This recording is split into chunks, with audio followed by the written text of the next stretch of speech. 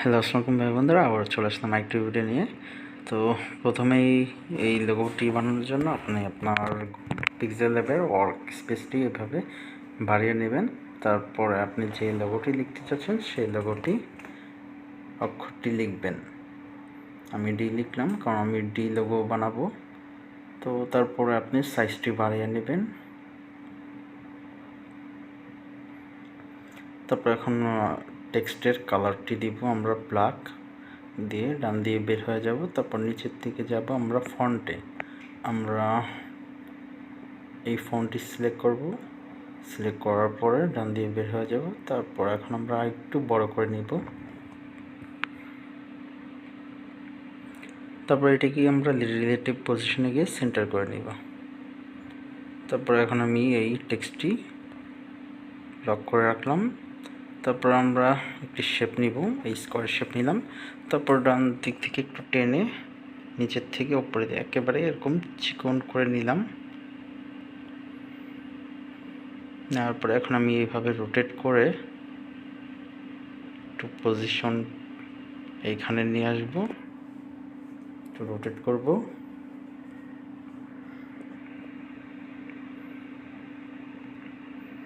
তারপরে এখন আমরা এটিকে সিলেক্ট করে আরেকটি কপি করব। কপি করে এখানে রেখে দিব। তারপর আরেকটি কপি করব।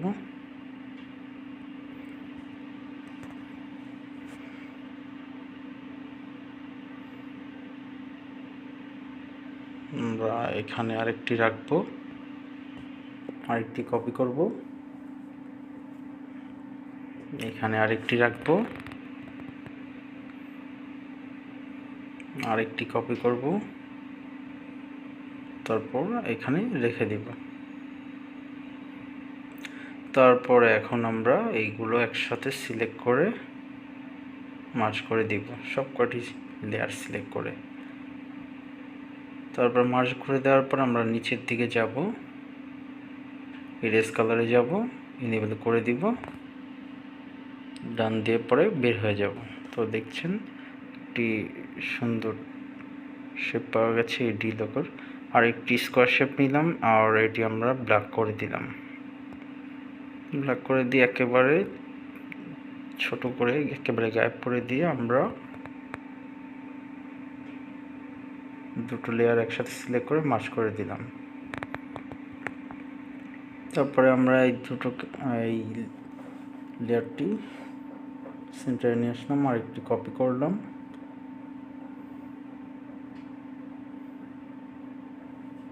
এখন আমরা ইরেজ করব এখানে কিছু, এইভাবে আস্তে আস্তে ইরেজ করব। তো টুলের সাইজটি বাড়িয়ে দিলাম।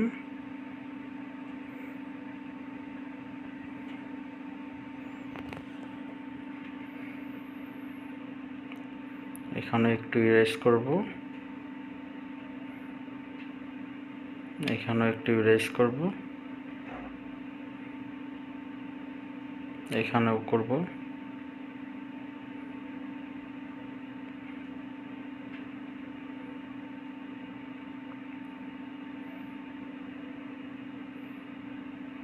এখানে এতটুকু করব, তারপর এতটুকু সম্পূর্ণ গায়েব করে দেব।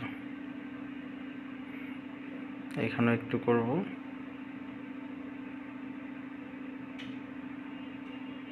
এই সম্পূর্ণ অংশটুকু গায়েব করে দিব।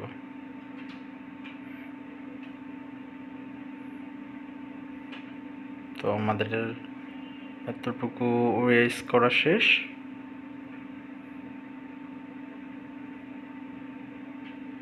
এখন আমরা টেক্সচার দিব।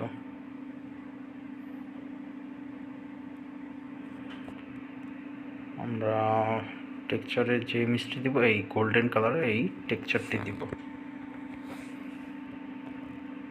দেওয়ার পরে আমরা এই লেয়ারটি সিলেক্ট করব, করে এটিকেও আমরা একটি টেক্সচার দিব। টেক্সচার কালার আমরা এই সিলভার কালারটি দিব।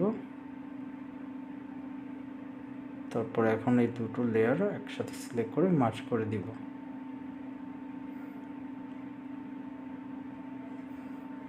মার্জ করে দেওয়ার পরে আমরা একটি শেপ নিব, স্কোয়ার শেপই আমরা হোয়াইট করে দিলাম। তারপরে অপোজিট একেবারে কমিয়ে দিয়ে স্ট্রোকটি একটু বাড়িয়ে দিব, 22 করে দিলাম। তারপরে একটু সাইজটি বড় করে নিব।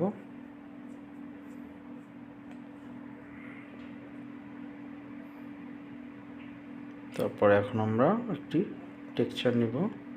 আমরা এখানেও এই সিলভার ইমেজটি নিব। হ্যাঁ, তারপরে এখন আমরা এই দুটো লেয়ার একসাথে সিলেক্ট করে মার্জ করে দিব।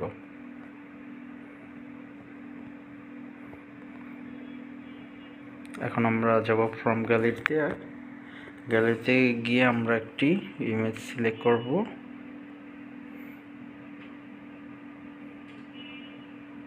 আমরা যেটি ব্যাকগ্রাউন্ড হিসেবে ইউজ করব। এখন আমরা ডি লেয়ারটি উপরের দিকে আনলাম আর ব্যাকগ্রাউন্ডটি নিচের দিকে নিয়ে আসলাম। তারপর স্ট্রোক করে দিলাম, স্ট্রোক কালারটি করব আমরা ব্ল্যাক করে দিয়ে বের হয়ে যাব। তারপর এখন আমরা যাব শ্যাডোতে গিয়ে ইনেবল করে ডান দিয়ে বের হয়ে যাব। তারপর ইমবোস করব। ইমবোসের জন্য আমরা বেভেল অন করে দিয়ে ডান দিয়ে বের হয়ে যাব। তারপর এখন একটু জুম ইন জুম আউট করে অ্যাডজাস্ট করে নিব। তো দেখতেই পাচ্ছেন আমাদের লোগোটি হয়ে গিয়েছে। এখন আমাদের কাজ একেবারে শেষ। জাস্ট আপনি চাইলে লেয়ার দুটো মার্চ করতে পারেন, বাট দরকার নেই। তো এইভাবে দিয়ে কোয়ালিটি আল্ট্রা দিয়ে সেভ টু গ্যালারি করে দিবেন। তো আশা করি ভালো লেগেছে ভিডিওটি। ভালো লেগে থাকলে অবশ্যই লাইক, কমেন্ট এবং শেয়ার করবেন। ধন্যবাদ।